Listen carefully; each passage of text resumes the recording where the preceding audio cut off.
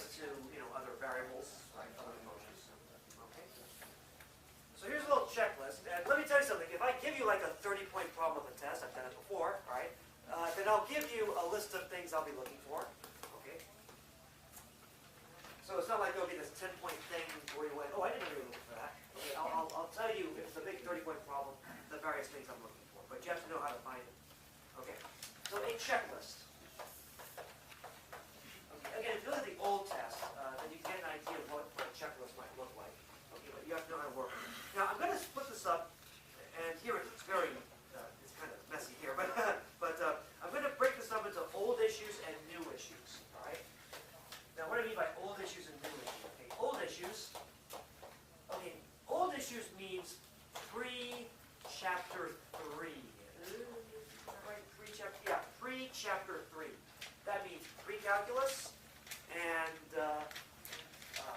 limits, continuity, asymptotes, chapter 2. Okay, so chapter 1 and chapter 2, right? Pre-calculus and limits and continuity.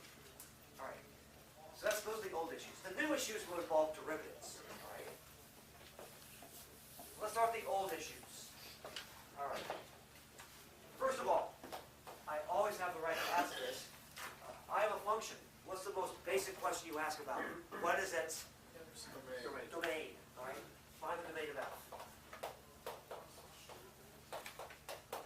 Obviously, this helps with CNs and pins down the line. All right. Okay. And review chapter 1 for all that stuff. Now, you might be asking. Now, the domain is a set of legal inputs. What do you call a set of outputs? The range. Now, you might be asking. So, wait.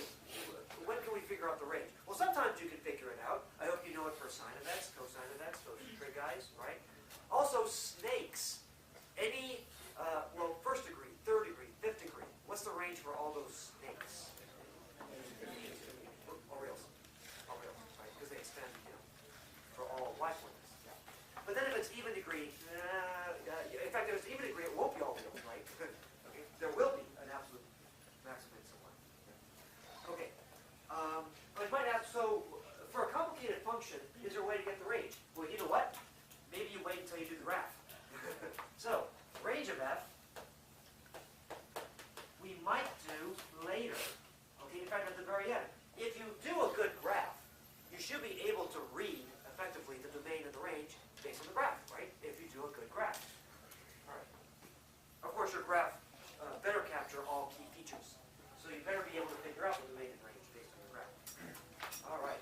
Second, issues of continuity. Issue 2, where is f continuous? All right. Although to be very honest, when it comes to basic one-line algebraic guys, the answer to these are usually the same. Okay, so usually the same. I'll put it that way. Okay, usually the same, unless they're like piecewise or something. So if you have an algebraic function and it's a one-liner, it's not piecewise, right? F of x equals some guy and it's not piecewise, okay? Usually the answer to these two questions will be the same, right? For our basic functions and also for basic trig functions, right? A function is continuous on its domain intervals. Okay, we saw our key exceptions when it came to the piecewise guys. All right. And I won't be messing with you in that sense in this chapter. All right. Now, by the way, when f is discontinuous, what might we see? Poles. What else? VAs. Okay, so watch out for those guys. And again, we probably won't see too many jump discontinuities in this chapter, but aside from maybe for critical numbers, not so much. So we won't see so many jumps, but holes in VAs, right? They're still in play. Okay. Polynomials will not have these. All right. Where's f continuous? And that's chapter 2. All right. Third. Okay. When we talk about VAs, we can also talk about HAs and SAs and long-run behaviors. All right. And remember, these are different issues from VAs. Okay, so horizontal asymptotes, slant asymptotes, SAs. Okay, I'm reminded of that South Park episode. Did you write your essay? Yes, and he liked it a lot. Yes. All right. Long word again. Okay. All right. Number 4. Okay. Back in pre-calc, like for a line, what were some of the easiest points to find on a line in pre-calc? The intercepts. Yeah. So intercepts, x, y intercepts. Okay. Of course, the y-intercept tends to be a lot easier. Okay, that's like an evaluation. Remember the difference. For a y-intercept, you basically evaluate f of 0 if it exists, right? Okay. And so you're just evaluating the function at 0, if you can, if 0 is in the domain. For x-intercepts, if any, why is that harder? You have to solve an equation, right? You set f of x equal to 0. Generally speaking, it's harder to find x-intercepts than y-intercepts. Okay, because for a y-intercept, you evaluate a function at 0 if you can. For x-intercepts, you have to solve an equation. And of course, that can be hard or maybe impossible by hand. Number 5. I kept bugging you about this in pre-calc. Okay. Symmetry is what if is f what or what or what is f even odd or neither? Yeah, even odd or neither. Okay, why do we care? In the standard xy plane, the graph of y equals f of x. If f is even, symmetric about what? Y-axis. Odd. Symmetric about the origin. That's rotational symmetry. Or neither. So these are all pre-calculus or chapter 2. Like this is like chapter 2, right? That's chapter 2. Okay. But it's all chapter 1 on pre-calc and chapter 2 on limits, continuity, VAs, HAs, SAs, right? Long-run behaviors. These are the old issues. Okay? You all remember them, right? If not, review chapters 1 and 2. Any questions? Okay. Domain, continuity, holes, VAs, long-run, HAs, intercept, symmetry. Any questions? All right. Remember, you don't have to find x-intercepts unless I say so. Okay. Now, what about the new issues? Notice here, we didn't talk anywhere about derivatives, right? This is stuff that doesn't even involve derivatives, really. Okay. What if we talk about derivatives? These are the new issues. Chapters 3 and 4. All right. New issues. Chapters 3 and 4. Let's talk about f prime and f double prime and what they do for us. All right. Okay. Well, you could broadly say that we have f prime issues and f double prime issues. Okay, so, well, first of all, find f prime of x, all right, and then find f double prime of x. Okay. Because sometimes you're just in the mood to find derivatives, all right? Here's f of x, you find the derivative, f prime of x. It will help you to simplify, right? Okay, it'll help you to simplify. So if you're thinking, you know what, I missed simplifying. We didn't simplify that much on chapter 3. Maybe on chapter 4, you'll be able to simplify. Show me your stuff there. Okay? All right. And then why might you want to simplify? Because then we want to find f double prime. It'll help you to simplify f prime if you want f double prime. Right? Okay. And you might want to do it in one fell swoop. All right? And circle these guys. So you have f of x, f prime of x, and f double prime of x. Do people get confused? Oh, yes, they do. So make sure you know the difference. Okay, you might want to circle. All right. Number 1. Well, don't worry about the number. Why do we want f prime of x? I want to find the what numbers? The critical numbers. All right. Find the critical numbers, the CNs, if any. You don't have that many. Linear guys. You don't have. Okay. Now, it's possible that I might say, use a second derivative test. Now folks, keep this in mind. If I tell you to graph the stupid thing anyway, you may as well just, do all you can with the first derivative, including the first dt. But I give you small problems, right? Smaller point problems, where I tell you, hey, I want you to apply the second derivative test. Or I might ask you a theory question regarding the second dt. All right. So, question. Can we apply the second dt? Maybe I'm giving you maybe a 6, 10-point problem where I want you to use the second dt. All right. a critical number where the derivative is specifically what? 0. Remember, if f prime is d and e, what's the problem? If f prime at c is d and e, then f double prime there is also d and e. Okay. All right. So step 2. All right. Classify. Okay. Points at critical numbers. Okay. Classify points at critical numbers. As what? Well, as local max or midpoints. Okay. Bear in mind, the second derivative test cannot capture neither points. Basically, if you have a neither point, then that means that the second derivative is either 0 or d. All right. If it's not, this one, these guys. Okay.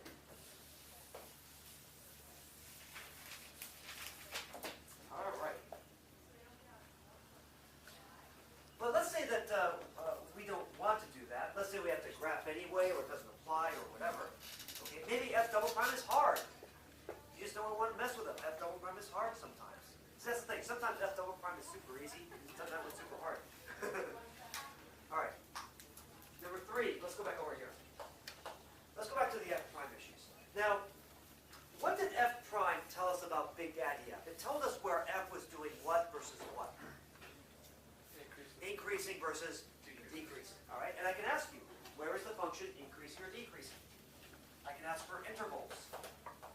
Where is f increasing versus decreasing?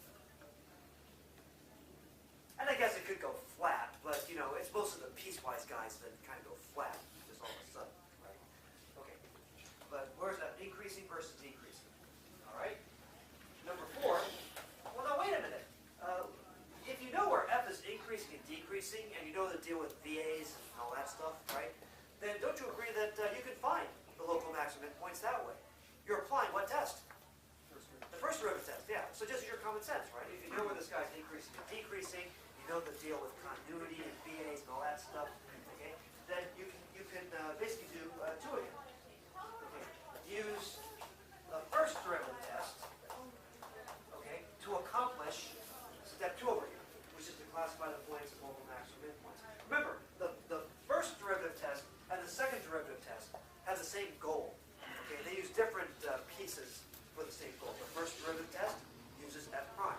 The second derivative test uses f double prime. Here's one way to look at the second dt. The second derivative test is one of those rare bridges between these two. Okay, because remember, sometimes you have a bridge, sometimes you don't. All right. The second derivative test uses the second derivative to answer what is really a first derivative issue. The whole max min thing, that's really a first derivative issue. Okay? The second dt is one of those few bridges where you use the second derivative to answer what is really a first derivative question. Now bear in mind, okay, there are sub-bridges, right? If f double prime is positive, f prime is decreasing, but there aren't as many as you might think. So, you know, as is always the case, only use a bridge if you know it's there. All right. Also, continuing on here, also, what are some other weird points you might get right away?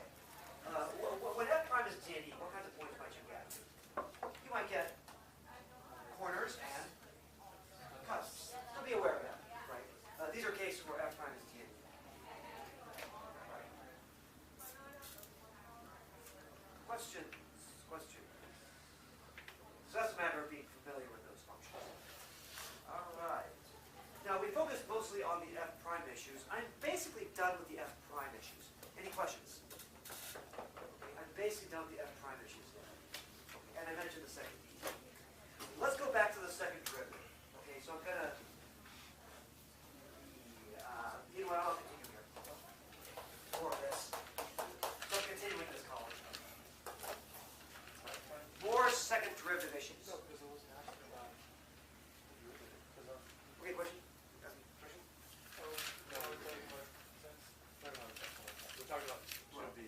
Okay, talk to me after that. All right. Okay, now let's talk about second derivative issues. All right. Okay, number 5. Okay, find what I call the pins. That's my phrase, but it makes sense. Possible inflection numbers. Pin number, right? It kind of blows off the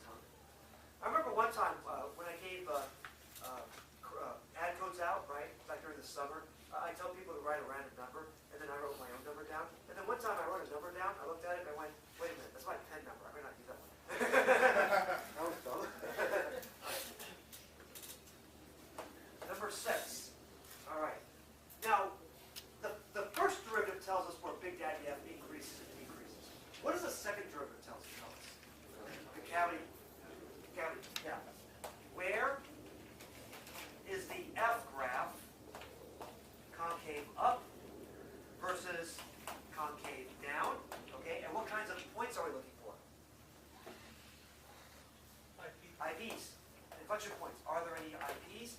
If so, where are they?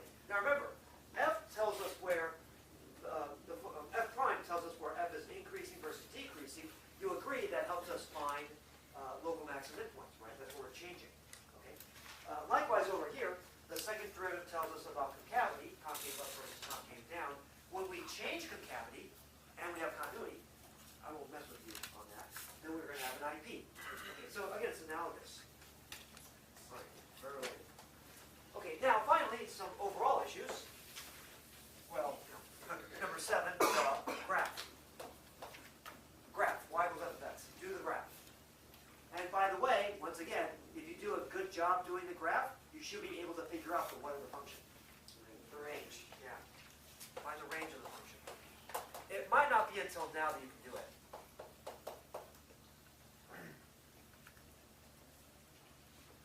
Well, maybe after you get done with here, right? So that you can find an absolute min or max point, maybe, right? Okay.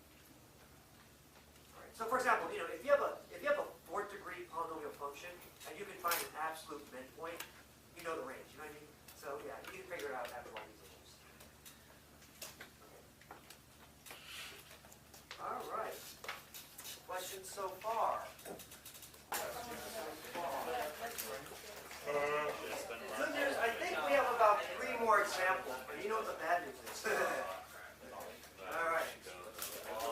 Example. Example. All right.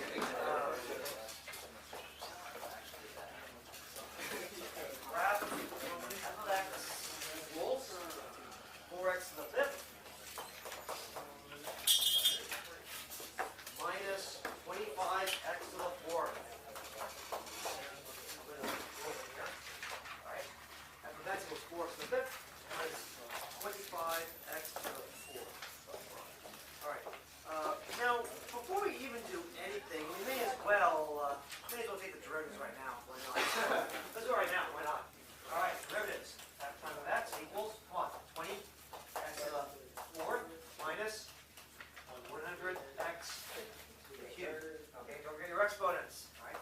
That's total time of x equals 80x cubed minus 300x squared. What makes us really happy? All these functions are, what's that keyword? Polynomial. They're all polynomial. They're beautiful. Continuous differentiable flow. I know, right? All right. Old issues. Okay. Now the old issues are easy for polynomials. All right. I mean, come on. What's the domain? What's the domain of any polynomial function? All real. Okay. And there are no artificial restrictions. It's not a word problem. Right. Okay. By the way, before I forget, I have a big piece of good news for your final. I'm not going to ask you to build a house or do any weird word problems. No word problems? On the final. No bad word problems. No. I can always ask you about position, velocity, that stuff. Yeah, but no, like when if we're making our final sheet, we shouldn't waste space on like the volume certain. I wouldn't call it wasting space, but it would be better suited for other things. Okay. How about continuity? Polynomial functions are continuous where? Everywhere. All right.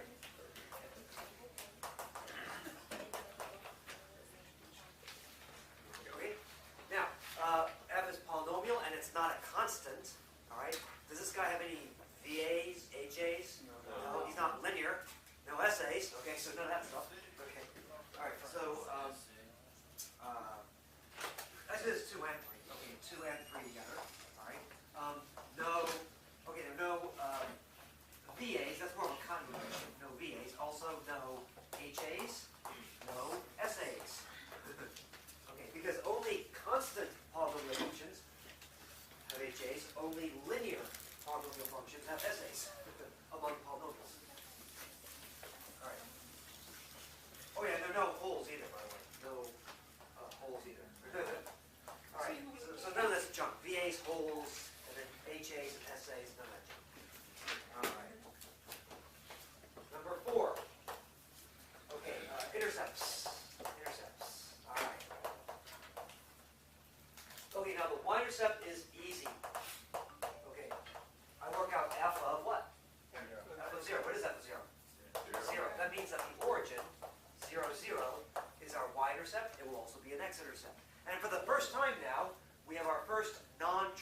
issue. What are the... Why is it easy? What's the first non-trivial issue here? We might have to work this. The x-intercepts, if any. Okay. Now bear in mind, I may or may not ask for them. Here we can find them. Okay, let's find the x-intercepts, if any. X-intercepts, if any. Well, same here, right? I mean, if 0 was not the domain, then we wouldn't have one here. But all right. But x-intercepts, if any. All right. A polynomial may or may not have these. Although, well, we know this is 1, right? Okay, what's a snake, right? Now we have some work to do. How do we find x-intercepts?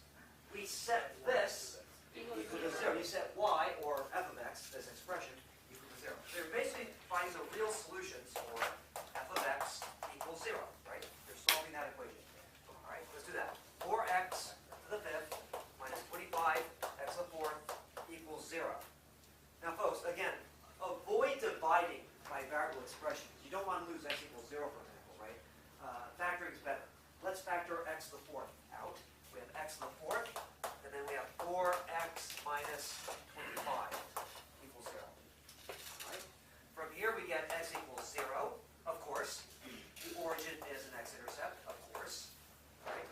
From here, we're going to get x equals 25 fourths, aka 6 1/4, right? 6.25. All right. So the point 6.25, comma 0 is our x-intercept. Again, to be safe, if someone asks you for an intercept, maybe put down the ordered pairs, right? Just to be safe. Right. But basically 0 and 6 1/4. All right. So we do have two x-intercepts. All right. All right. Look here.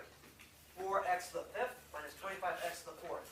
Is this guy even, odd, or neither? Either. It's neither. It's a mix, right? So, yeah, either. 5, neither. Okay.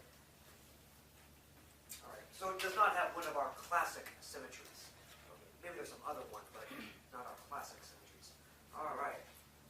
We are done with the old issues, right? These were easy, right? Intercept and symmetry. Questions? Old issues, yeah. Yeah, why is it neither again? Okay, because it's a polynomial, right? Odd degree, even degree. We have that mix. Yeah, bottom line. All right.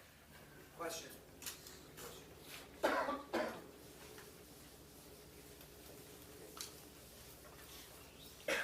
Bear in mind, if you do have symmetry, that's meant to help you, right? That means that you just have to grab one half, and you can do a mirror image to get the other half. Okay. Question. Okay, now let's talk about new issues. So we're actually going to need these derivatives that I just erased. Wow, that was brilliant. All right, let's redo it. That's okay. Redo them. My notes. It's in the notes. Yeah, it's in your notes. New issues. All right, chapters 3 and 4. We'll talk about derivatives now. All right. First of all, well, we found the first and second derivatives. Let's find the what numbers? Critical numbers. All right, let's find the critical numbers, if any. If any. Okay. Now, f prime of x, remember from your notes, is 20x to the 4th minus 100x cubed. All right, 20x to the 4th minus 100x cubed. All right. I want to make a comment. All right. F and f prime, you agree that these guys are both defined and in fact continuous everywhere. All right, that's good to know. F and f prime are continuous everywhere. That's good to know because that means that the only fence post we care about where f prime might change sign is at the critical numbers. There are no other fence posts. All right, like 1 over x squared, we need the fence post is 0. Okay.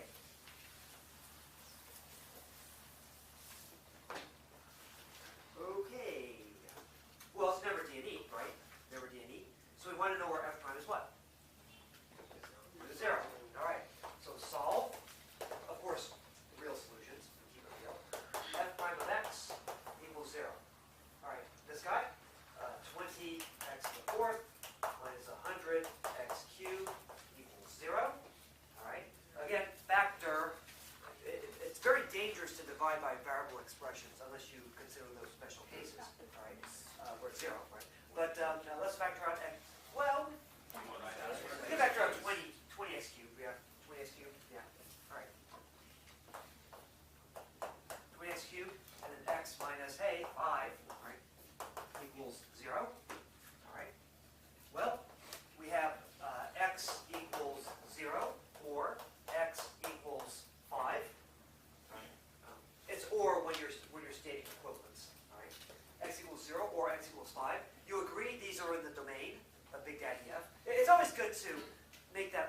comment, just in case they're not, right? But these are in the domain. They're both in the domain of Big Daddy F, of course. Those all reals, all right? So these are our two critical numbers. Our critical numbers are 0 and 5. All right. And again, F prime is never D. Okay, we have the CNs. Questions? Again, for non-polynomials, ask yourself if these guys are in the domain of Big Daddy F. Okay. Here, we don't have to be as careful. All right. Now, let's take a bit of a detour.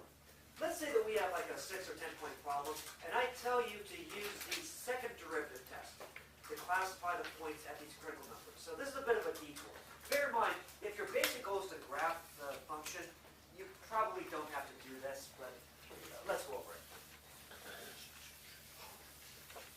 Okay, second. Let's use the second derivative test. Okay, again, this is an optional step unless I tell you that you have to use the second derivative test. I have the right to do that. All right. Okay. First of all, can we begin to apply it? All right. These are critical numbers where the first derivative is what number? 0 as opposed to DAE. All right. So let's do this. All right. We have x equals 0 and x equals 5. Let's start with x equals 0. I want to know what the deal is at 0. All right, that does correspond to the origin, by the way. All right, so first of all, we agree that f prime there is 0. Okay, so the second dt likes that. Okay, if this were TNE, you know you're dead in terms of getting an conclusion. But all right, but f prime of 0 is 0. We have a horizontal tangent line. All right, now let's work out f double prime. Let's work out f double prime. All right, f double prime at 0. Now remember, I erased what f double prime was, okay? But maybe I'll put it here. F double prime, remember, is 80x cubed minus 300x squared. That's in the notes. F double prime of x is 80x cubed minus 300x squared. Here, I just need to evaluate this at 0. Well, what do we get? 0. We get 0.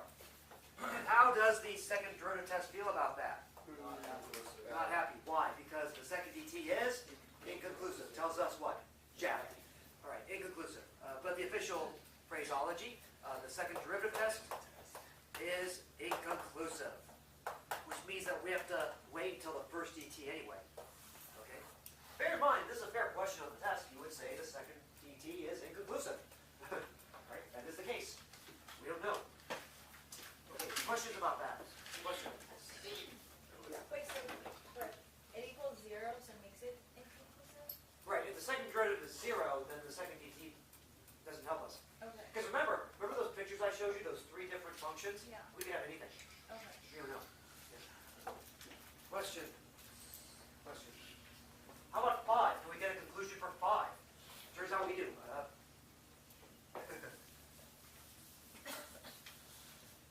What about x equals 5? Can we classify here? All right. You agree? This was another place where the first derivative was 0, not TNE. Right? A polynomial is always differentiable. Okay, f prime of 5 is 0. Check. All right. Now what about the second derivative at 5? Okay. Now remember, you plug into the second derivative. I need to stress that. And you know what? I'll go ahead and do this. All right. Just to remind you to keep track of which guy you're plugging into. 80 times 5 cubed minus 300 times 5 squared. But bottom line, I only care about what about this number? What sign it is, right? Okay, so in fact, I don't even care what number it is. If you give me the sign, I'm happy. Do tell me the sign, though. All right. Turn out to be positive? Okay. It's positive. It's positive 2,500, but who cares? It's positive. Okay. All right.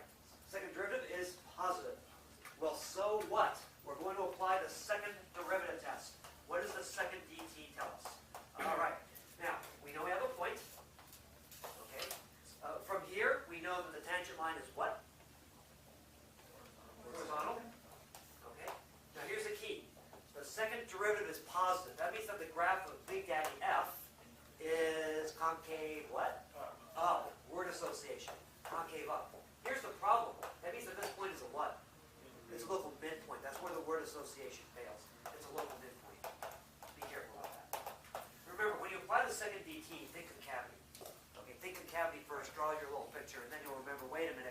association is going to fail here. All right, it's a local min point. Okay, and it is a local min point. All right. Now where is this local min point? It's at 5, and how do I find the y coordinate? Where? Big Daddy F. F of 5. All right. What's F of 5? It's going to be a horrifically negative number, negative 3125. Okay. Not that that couldn't be a max, but here's a min. Okay. 5 comma negative 3125. All right, we have a local midpoint here. All right. X equals 0. The origin right now, we still don't know. That's still up for grabs. Any questions? Any questions? Okay, yeah. The derivative for f of 0 equals 0, this thing's inclusive, but if it, No, okay, no, wait a minute. We need f prime to be 0 so that we can even apply the second dt. It even have a chance. that's from f prime. It says double prime, the second derivative, right? That's the thing that determines what we have. But if f prime of 0 equals 0, We need that. no. Well, if f prime is d and e, then we can't use the second dt. If f prime is d and e, so does double prime. Yeah. That's why we don't bother. See, if f prime were d and e, we don't bother because we know the second derivative is automatically d and e. We're dead anyway. What if, f double prime ends up being like a number? Oh yeah, that's like here, right? F double prime with Okay, 5 is... so we have two graphs then? Well, now bear in mind, we have two different points here, right? Oh. So we know we have a local midpoint here. The origin is still up for grabs. We don't know Okay. yet. We're going to wait for the first dt. Okay. Okay? By the way, some of you might be going, hey, I did very well in pre-calc. I know how to graph this thing. Use calculus techniques where appropriate. That's a rule, okay? Use calculus techniques where appropriate. Even though I'm sure you know your pre-calc cold. All right. Questions? Questions? That's if I ask you to apply the second dt. Now, if I ask you to graph the function, then, you know, we're going to use the first dt anyway, all right?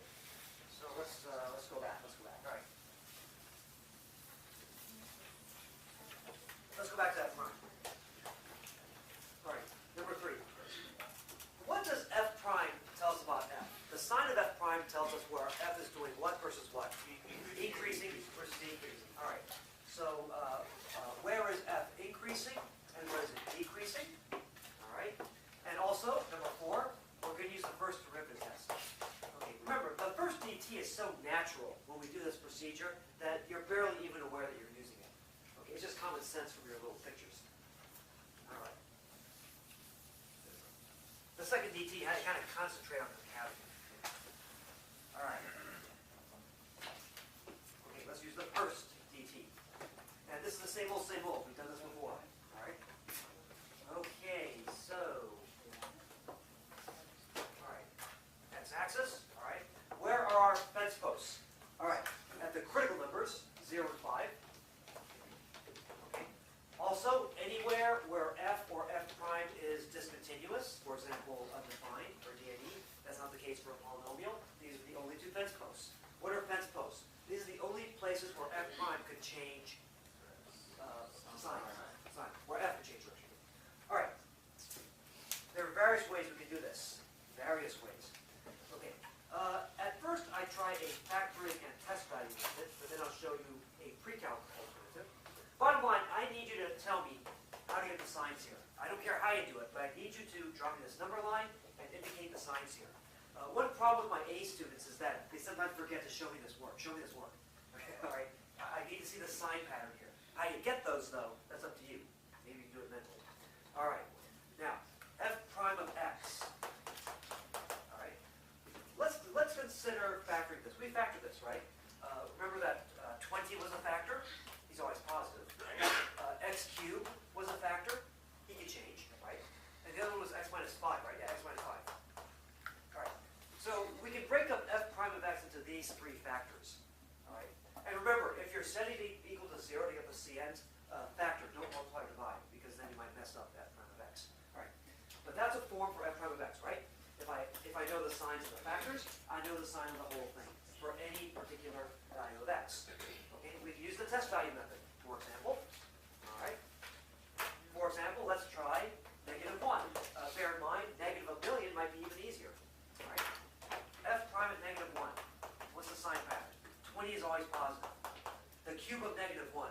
What's the sign? Negative. Negative 1 minus 5. That's negative. What's a positive times a negative times a negative? That's positive. If it's positive there, it's positive everywhere in there. Otherwise, I'd have another fence post, right? Okay, so this is why the test value method works. These are the only places where f prime can change sign. And it's not messed up anywhere else. All right. Give me a nice number between 0 and 5. 1. F prime of 1. Positive. Positive. 1 minus 5. That's negative. Positive, positive, negative, negative. All right? Just for kicks, not to scale, let's try 1 million here. F prime at 1 million. Look, positive, positive, positive. That's fast. Positive, positive, positive, that's positive. All right. That's the sign chart. I need you to show me the sign chart. Now, you don't even have to do this method. In fact, you don't have to show work for this. Just show me the sign chart, okay? All right. But those of you who know your pre-calc, okay, you might be very cleverly thinking, wait a minute. Let's consider the graph of the F prime guy, right? Y equals this, all right? These are going to be the x-intercepts, all right? I know this is a bowl opening up because of this leading term, all right? Because of the factorization, look at this. Odd exponent on x, odd exponent on x minus 5, we get cuts. So we have the bowl coming in, this upward opening bowl. Comes in, cut, goes negative, comes back up, cut, goes positive. This idea of cutting and bouncing. But these are evenly bounced, and you stay the same sign. Okay? That's the idea of multiplicities. You might remember that from pre-calc maybe. If you don't worry, use the test value method. But bottom line, f prime goes from positive to negative to positive. Bear in mind, they don't always alternate. In particular, again, if an exponent is even, then you're not going to get an alternation. Questions? Are we always going to have like a good number of factors? Because right here we have the 20 and then 2 more, and I think that's a good, comfortable example because we have the positive and then negative, negative. Is there ever going to be a question where we don't have that many factors, but we can still derive the same information that we are now? Bear in mind, you can just plug it directly. Okay. You just plug the numbers right here. Oh, okay. Sure. But remember, the only thing you care about is the sign, and you might be wasting your time, jamming with your calculator. Actually, well, the idea is that you probably have to factor this anyway to find the CNs, right? You already have this information. You may as well use it. Okay, use it to analyze the signs. But remember, you're always welcome to plug directly into the original expression before you factor, but then you have to be careful with your calculator. Just be careful. Questions? Okay, bear in mind, a calculator can be messy, especially when you're plugging in negative numbers. Right? I know people have trouble plugging negative numbers. All right, now, let's clean this up.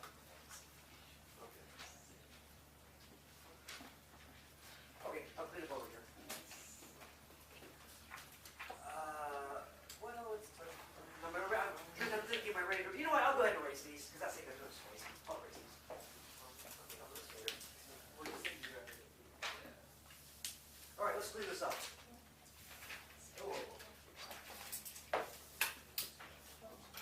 All right, let's clean this up.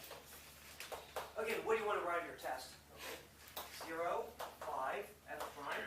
Okay, positive, negative, positive. Okay, by any means necessary. If you just show me that and not all of this, that's fine. Any means necessary. Okay, that means your pre-calc, that's fine. All right. Now, so what? I would like you to do this. Okay, if f prime is positive, what's f doing? Increasing. And then decreasing here, and then decreasing here. All right. And it's just common sense, folks. We're going to apply the first derivative test. It's just common sense. Okay, remember we have continuity everywhere, right? We have no VAs or junk like that. All right. What's happening here? Okay, we have continuity. Graph go up, graph go down. What kind of point do we have there? Ah, that's a local max point. That's something the second DT didn't tell us. All right. So we have a local max point at 0, f of 0. But remember, f of 0 is 0. This is the origin. Remember?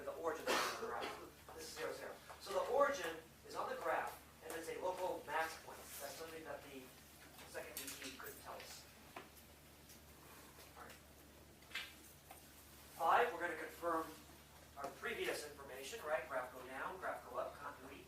All right, that's going to be a local midpoint that confirms the second dt. These will never conflict. Okay, bear in mind if this guy's inconclusive, he doesn't contradict that. All right, but this is consistent. Certainly, local midpoint at 5 f of 5. I just told you that f of 5 was negative 3125. All right. Question. And by the way, you can get the intervals of increase and decrease. I won't write that out here, but you can get the intervals. I don't care if you use brackets or parentheses. Okay, questions? Questions? All right. You'll find the first DT. Okay, now in my handwritten notes, I use union. I tend not to do that anymore, but I'll write this out. Okay, what are the intervals of increase and decrease? All right, I'll do this. F is increasing, okay, up until 0. We can put the bracket by continuity. All right. F is decreasing on the closed interval from 0 to 5, and F is increasing again on the interval from 5 to infinity.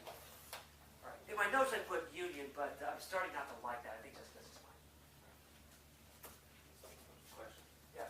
If we do like a table, would you care what like F is and obviously like going up? Considering that. If I ask specifically for the intervals of increase or decrease, I would like you to use this notation. Okay. Yeah, yeah.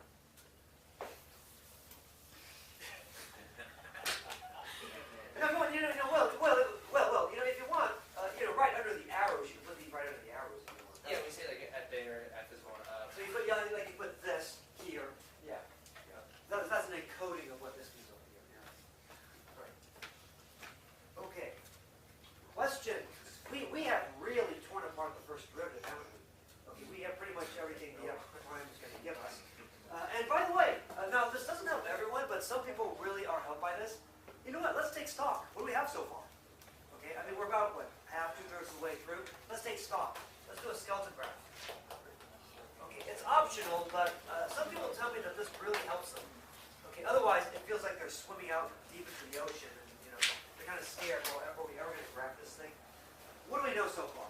What do we know about this thing? Well, it's a polynomial, no freaky behaviors, right? The graph goes up towards the origin, 0, 0. Goes down, way down, towards the point 5, negative 3125. Okay, then goes up, up, up. All right. What else do we know? We know that we have an x-intercept here, also over here. Okay, we have an x-intercept at 6.25, comma 0. Whatever.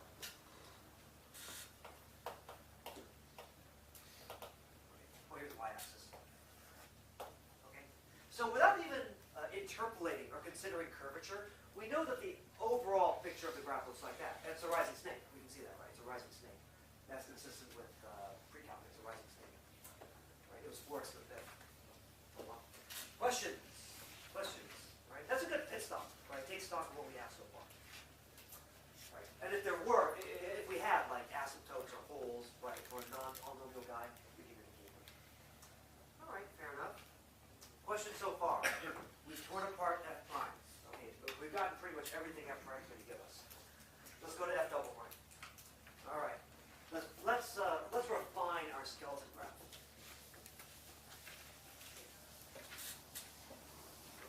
Already by this time, we already have a lot of partial credit even by now. All right, questions?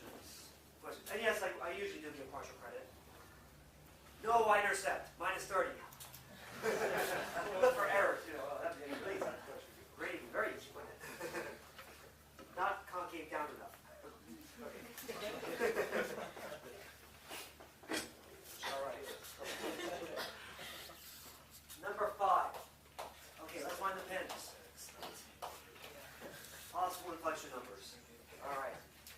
Okay, a reminder. All right. Okay, f double prime was this guy. All right. Well, here's the deal. Okay, f double prime of x equals, all right, it was 80x cubed minus, this 300, sorry, 300 x squared. Okay, now I want to make this comment now. All right. This guy is also nice and defined and continuous everywhere. Okay, so I'd like to make the comment f prime, and f double prime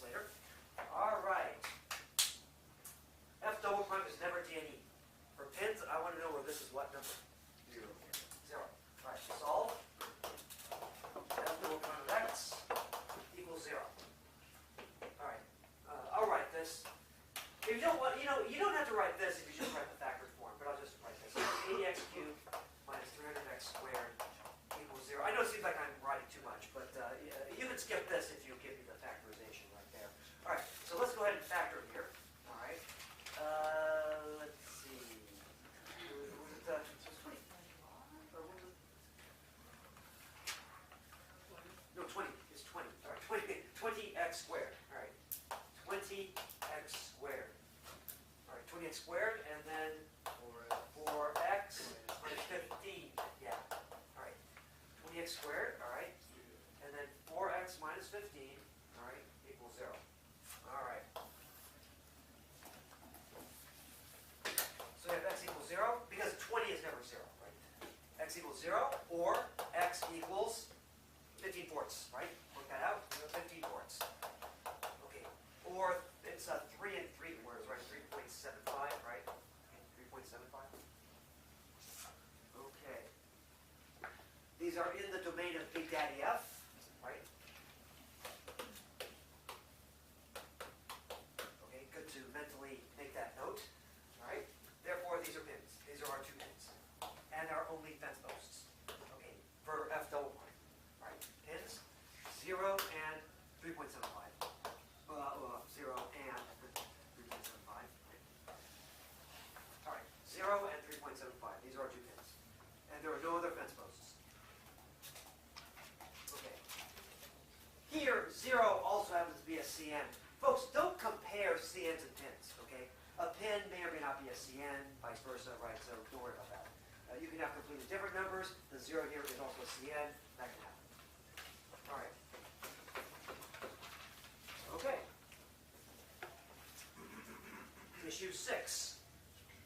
Okay, we have a factorization, all right? Issue 6.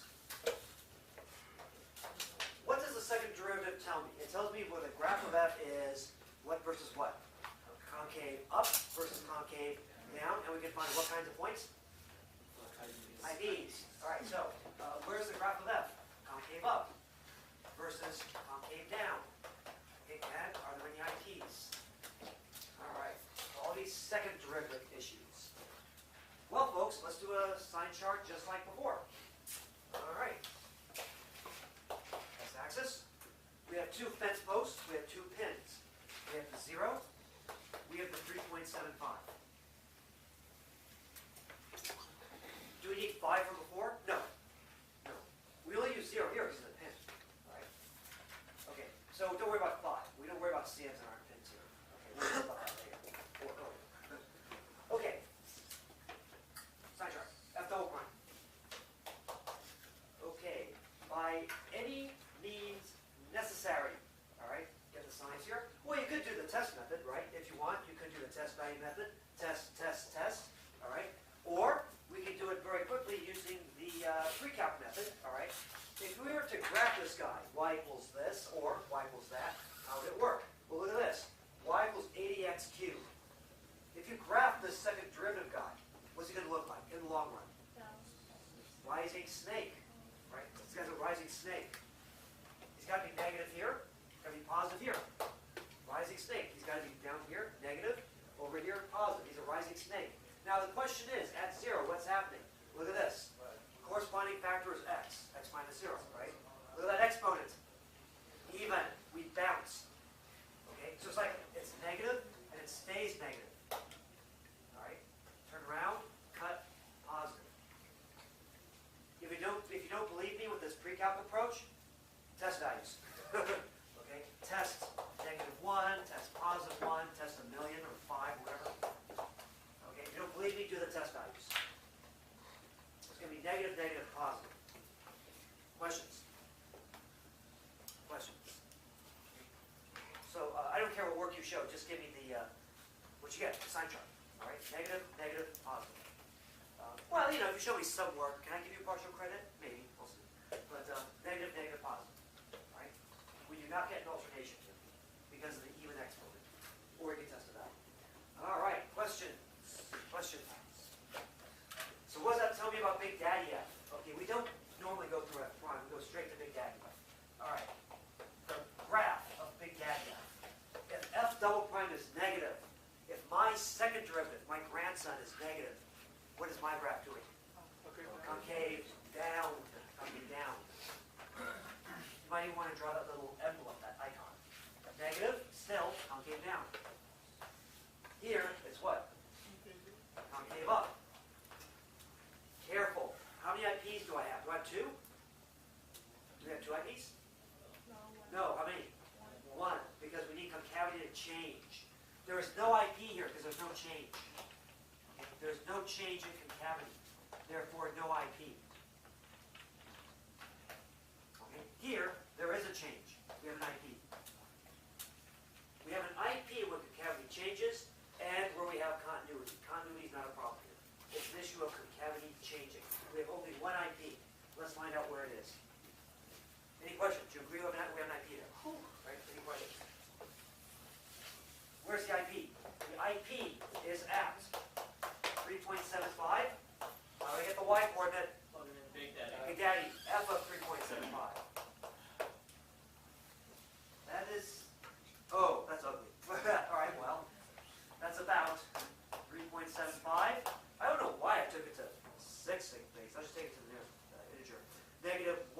1978. That's about negative 1978. All right. That was before the wall even. Wow. Okay, negative 1978. All right. Wow, we know a lot, don't we?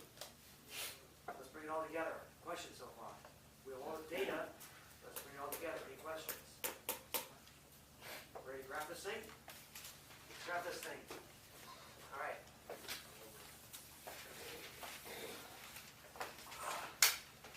All right.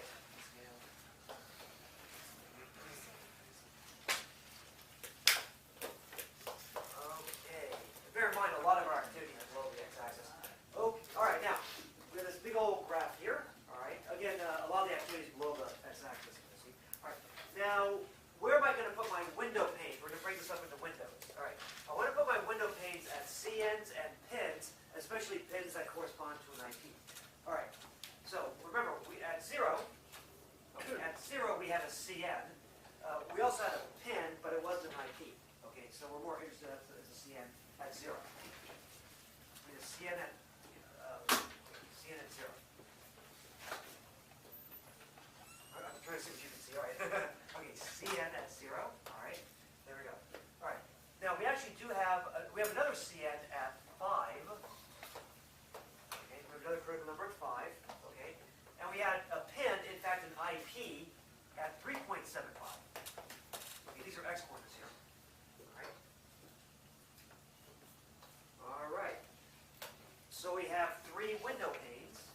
Okay, and I'm going to ask, is the function increasing or decreasing, and is its graph concave up or concave down? So it's like a first derivative issue and a second derivative issue. Now remember, the skeleton graph helps, right?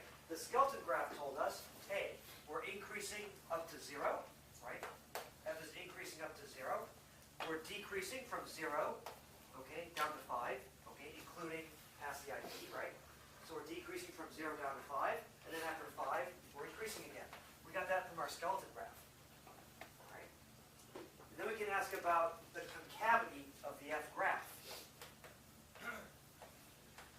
Okay, we found from here, from this number line, right, that we had a concave down deal over here. Also, still concave down over here. By the way, if your second derivative is 0, that means you're about linear. That's what it means. Okay, but we have CD, okay, and then we change. Okay, after 3.75, we go to CU. Concave up. All right. So I have these 4 window panes, and I have this common pair of behaviors within each of these 4 window panes. All right. We know several other points. All right. We know that 0, 0 is going to be a local max point, right? 0, 0 is a local max point. All right. Okay. Well, we already indicated it's a local max point. We already said so. We know that 3.75 negative 1978. Over here. Negative 1978, that's an IP. Over here we have a min at negative 3125.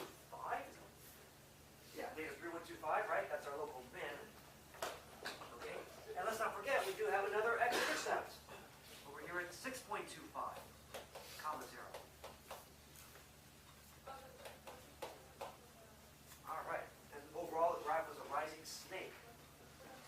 Okay, let's do this, folks. I think that's all. We have no special symmetries. Let's do this. All right. Graph go up. If you want to point plot, you can point plot to make it more precise. Graph go up, increasing, concave down, increasing, concave down. All right. Then decreasing, concave down. All right. Over here, what's changing at the IP? What's changing? Concavity. So we're still decreasing, but we're now concave up. The tangent lines are below us now. All right? So we're now concave up like a smiley face, or a piece of a smiley face. Okay, just like a Picasso smile right now. All right. Then increasing a concave up, and we go through this x-intercept, go up like a rising snake. Pretty good, I think. Any questions? 5th degree guy. Any questions? You couldn't dream of doing this back in Math 46. I know back in Math 46 you're thinking, I dream of graphing quintics. Okay, now we have satisfied the lifelong dream of graphing quintics.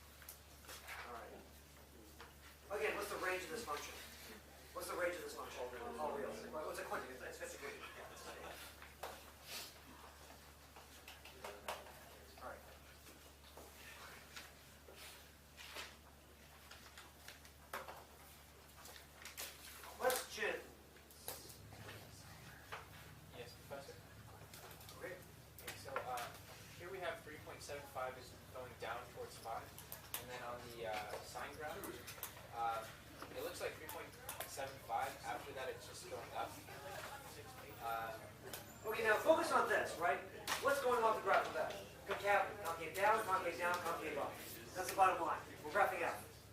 We're graphing F. We're not graphing F double prime, we're graphing F. Oh, Yeah. got it. This graph here is for F double prime. Now see, F doesn't mean you get the sign. This graph has very little to do with that graph. Got it. They're related, but not in a good way. Thank you. Yeah, yeah. It is kind of coincidental that, I know this graph looks a lot like that graph, but it's a different purpose.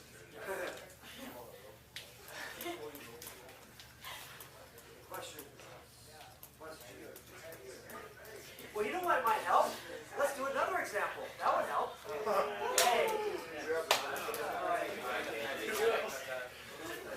But now that we're all educated, we can do this faster. We're all educated now. All right. Example. All right. F of x equals negative 4 over x squared plus 1.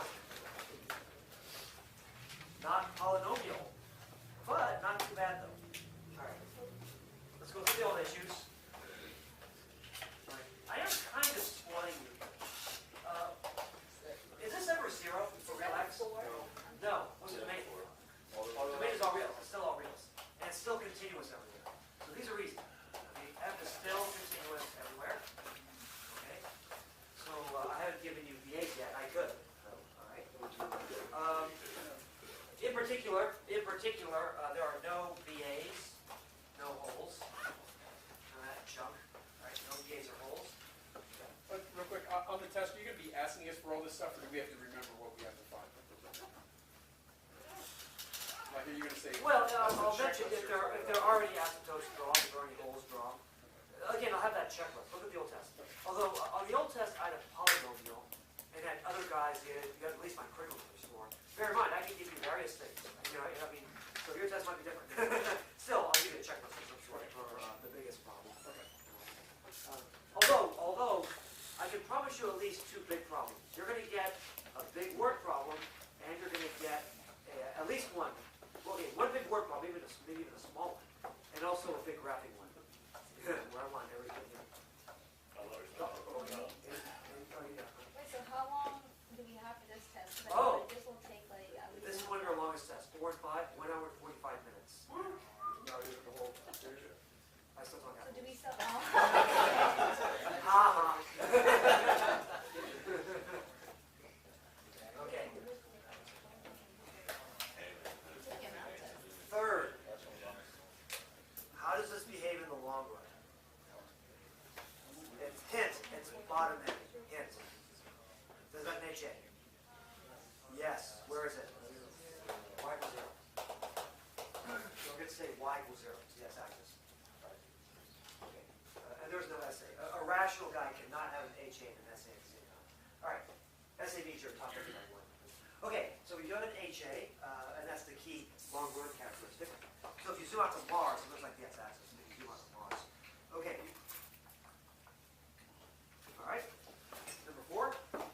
Okay, let's talk intercepts. All right. Let's talk y-intercept. That's easier. Okay, well, what's f of 0? F of 0 equals, well, plug in, you're going to get negative 4, right? Right? F of 0 is negative 4. All right. That means that the y-intercept is at 0, comma, negative 4. That's easy. All right. Watch your signs. 0, comma, negative 4. All right. Now, this is a little bit tricky. How about x-intercepts, if any? What do? I solve f of x equals 0. But wait a minute, that would mean like negative 4 has to equal 0. What do you think? How many x-intercepts? None. There's no real value for x that will make that 0. That guy's going to approach 0 in the long run. He's never going to hit 0. So the x-axis is an electric fence. And by the way, that might help us graph. Okay, this guy's never going to touch the x-axis. Now again, folks, you know, for more complicated guys like sin x over x, there's nothing that stops you from touching the HA. But this guy won't. Your simple guys won't.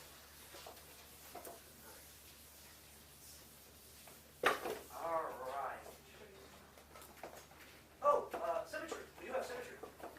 F is what? It is even. Yeah, if you replace x with its opposite, the square doesn't care, right? F is even. Therefore, the graph is symmetric about what? Y-axis. That's nice to know.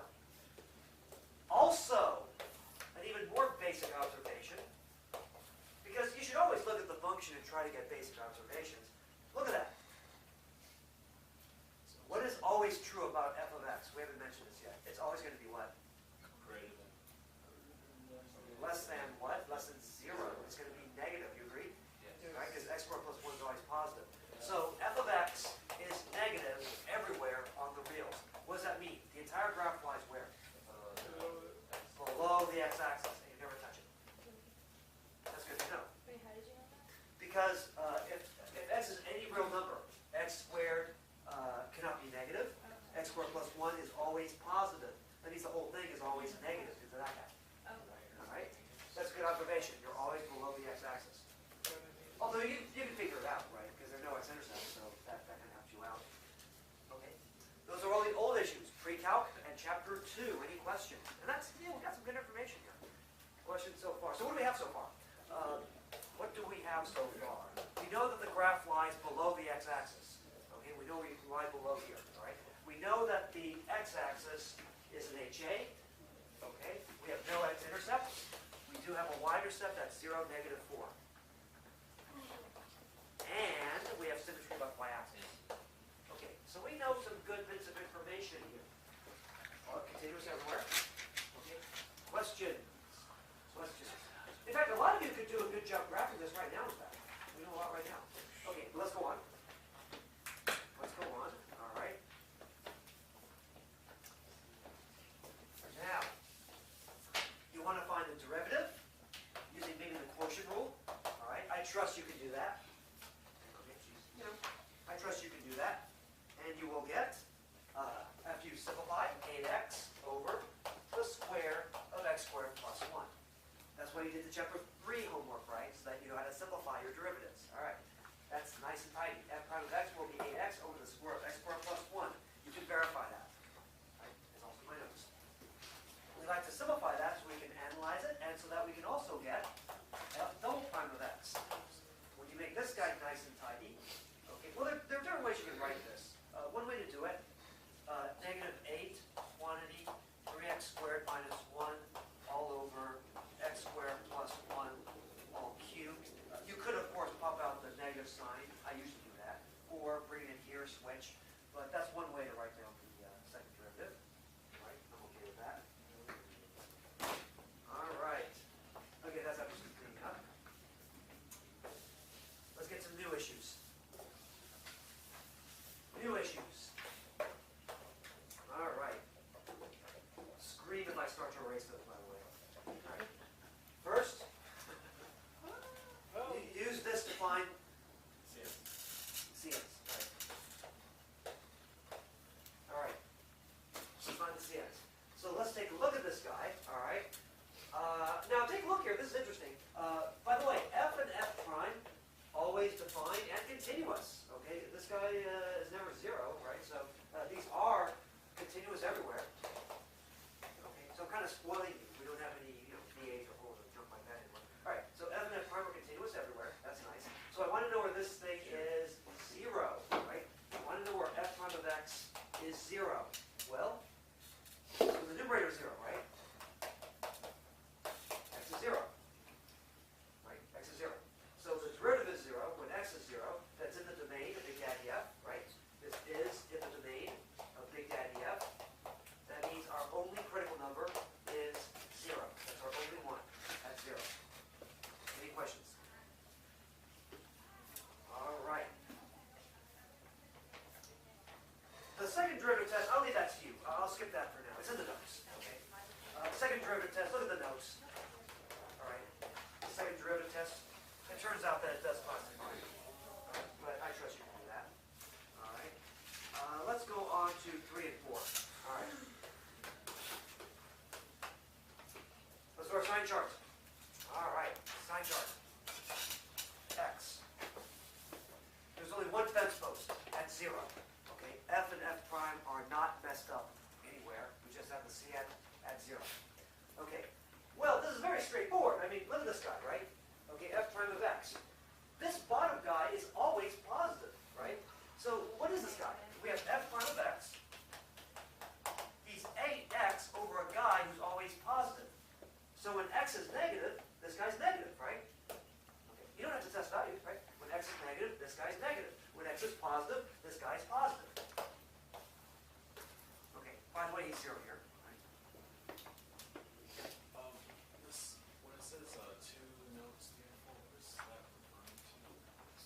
second dt, refer to my notes. Oh, Okay. Remember, if you have to graph the whole thing anyway, you normally don't have to do the second dt because we're going to do the first dt anyway, right? We're going to tear apart f prime anyway. 3 and 4 I'm doing now. 3 means I'm going to find out where f is increasing and decreasing. 4 means I'm going to classify the points. First dt, right? This is f prime. All right. What does that tell me about Big Daddy F? When my derivative is negative, what am I doing? I'm decreasing. When my derivative is positive, what am I doing? Increasing. Okay, first dt. What does the first dt tell us? Graph go down, continuity. Graph go up. What kind of point do we have there? Local midpoint. Okay. So we have a local midpoint back here. We have a local midpoint at x equals 0. Okay. We plug into Big Daddy F. It's the y-intercept, right? That's at -4. Yeah. So 0, -4. So this guy here is a local midpoint over there. Okay. Do say that somewhere here. If you say this anywhere, you don't have to label this on the graph. If you do say it somewhere, but do say it somewhere. L midpoint at 0, -4. But do mention this somewhere. Okay. So label all the things that I want labeled, like IPs, these points. Okay. But then if you label here, you don't have to label on the actual graph. Okay. But label somewhere. All right. Now. And then you get the intervals of increase and decrease. That's not bad. Okay. All right. Skeleton graph is easy. Graph go down. Oh, okay. Well, we have an HA. Graph go down to 0, -4.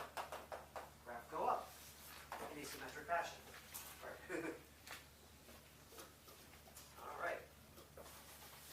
I think we're ready for the second derivative. Questions? We've torn apart the first derivative. Let's do the second derivative. All right. Fifth. Let's do the pins. All right. We're looking at the second derivative now. Once again, we get very lucky. This guy's never 0. All right. So I make the observation that f prime, and f double prime are all defined and continuous on the reals. They're all good guys. They don't break apart or freak out anywhere. Okay. So don't do it either. All right. Which means that our only fence posts are at the pins. Where are our pins? Okay, well, looking over here. All right. So we want to know where, we want to solve f double prime of x equals 0. We'll look over here. Okay, bottom line, we want to know where this piece equals 0, right? This factor here. 3x squared minus 1. That's what determines it. We need 3x squared minus 1 to equal 0. Add 1, divide by 3. X squared equals 1/3. You can go by that. X squared equals 1/3.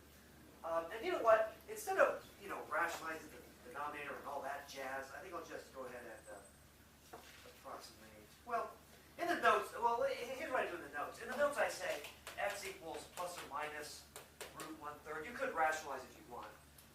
Plus or minus root 3 over 3. Okay? And that's technically better. X equals plus minus root 3 over 3. Okay? These are in the domain of Big Daddy F. Okay? So these are our pins. Okay. I'll take this. Plus minus root 3 over 3. That means that we know we take both. Although be careful of that symbol.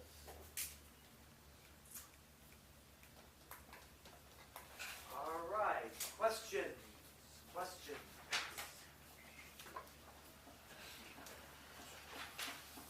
Oops. Whoops. Going back. Let's do the sign chart for f double prime. All right. We have 2 pins. Negative root 3 over 3. Positive root 3 over 3. All right. Okay. Now, do the sign chart. Okay. Do the sign chart. You know this guy's negative. You can test this guy's sign. This guy's always positive. All right. So the bottom line is, what is f double prime? F double prime of x is going to be a negative guy times this guy, 3x squared minus 1. You could factor that over the reals, but you have 3x squared minus 1 over, this guy's always positive, right? X squared plus 1 is always positive. Cubed is always positive. Okay, so the sign is really determined by 3x squared minus 1. Okay, so you can test values or something. All right, and you get negative, positive, negative. here, 0 here. All right.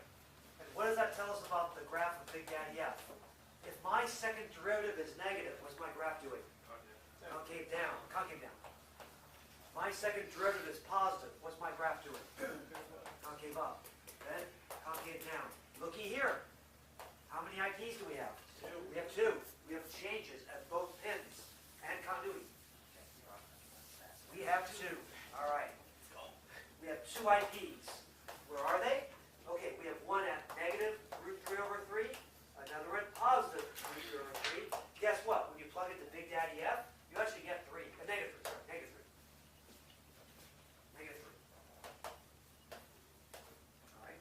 Now over here, well, we have 2 IPs. Okay. We are going to do the graph right now. All right, step 7, let's do the graph right now. We have 1 CN. Okay, so I'm going to move this up a bit. Move this up a bit. Okay, so here we have 0, negative 4. All right, that was a CN, an interesting CN, at x equals 0. All right, that was the only CN. We had 2 pins. In fact, they were IPs. There were IPs there at negative root 3 over 3. That's about negative 0.58. And over here, positive root 3 over 3. That's about 0.58. All right. Again, we have 4 windows here. All right. Remember the skeleton graph? F is decreasing, decreasing, and then increasing, increasing. Concavity. All right. We're concave down in here. We're concave up in here and in here. We're concave down in here. All right. Here's negative 3. Y equals negative 3. Y equals negative 3. All right. Here's an HA. Approaching the HA, right? Over here, right? Okay, he's always below the x-axis. All right. Decreasing, concave down to this point. Then decreasing, concave up to that point. Oh, and by the way, the function was even, wasn't it? Right? Makes sense. Okay, so it's like a sort of an upside down bill. It's like an upside down bill. If the function's even, does that mean you're always going to get the same IPs? They're going to be opposites. The Opposites, x coordinates but will be they're gonna be the opposites. same, but The x coordinates are opposites. The y coordinates are the same. Yeah. That's true for even function. Yeah. So we see that even problem. Okay. Is there any correlation we can draw from the number of times concavity changes in the second derivative, in the denominator of the second derivative? So that depends on the changes in the signs. And of course, it is wrapped up with the factorizations here. Can I make any comments? Or did it just, was it just a coincidence? Oh, you know what? You know what? You know what? If you factor this, right? If you factor this, you know what the factorization is going to be? It's going to be, oh, okay. Now the factorization, I got to be careful. It's going to be, I got to be kind of careful. All right. If you factor this further, you're going to get x minus this as a factor, and x minus that as a factor. Okay? And then the leading coefficient out in front. All right? And you're going to get multiplicities of 1. So you're going to get changes. You're going to get changes in signs. Okay, now, okay, in the last few seconds, what's the range? What's the range? What's the range? Lowest number in the range. Negative 4. 0. Not quite reaching 0. That's the range. Kind of interesting. One final comment, and then that's it. And then you can go through 4, 5, 1, 8. Final comment. Final comment. The graph of y equals cosine of x. You know him. This even guy, right? Goes like that. I have a question for you. What if I wanted y equals the absolute value of cosine of x? Anytime the function values are negative, anytime the cosine values are negative, guess what? Reflect over. It's going to look like SE. Bounce, bounce, bounce, bounce. These are not corners. These are, these are not cusps. These are corners. You don't have infinite steepness there. These are corners. Those are corners? Those are corners because you don't get infinite steepness. It's just